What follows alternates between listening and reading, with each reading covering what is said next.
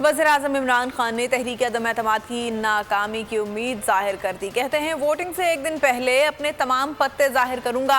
Opposition को मालूम ही नहीं कि उनके कितने लोग रह जाएंगे। उन्होंने कहा कि किसी गलत फहमी में ना रहें कि मैं घर बैठ जाऊंगा। फजलुर रहमान सियासत का 12वां खिलाड़ी है। जरदारी के पास पैसे के अलावा कौन सा नजरिया है।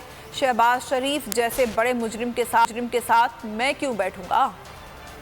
आपको बताएं कि वज़ीर-ए-आज़म का कहना है कि वो अभी अपने पत्ते शो नहीं करेंगे। वज़ीर-ए-आज़म इमरान खान ने तहरीक अदम एतमाद की नाकामी का इजहार किया है। कहते हैं कि वोटिंग से एक दिन पहले वो अपने तमाम पत्ते जाहिर करेंगे।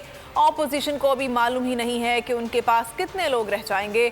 उन्होंने कहा कि किसी गलत फहमी में ना रहें कि मैं घर बैठ जाऊंगा।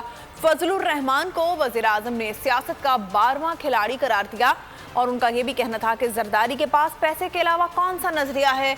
शहबाज शरीफ जैसे बड़े मुजरिम के साथ मैं क्यों बैठूंगा। वज़ीर-ए-आज़म इमरान खान का बयान सामने आया है। वज़ीर-ए-आज़म इस बार पुरएतमाद हैं। उनका कहना है कि अदम एतमाद की तहरीक नाकाम होगी। उनका कहना है कि वोटिंग से एक दिन पहले वो अपने तमाम पत्ते जाहिर करेंगे।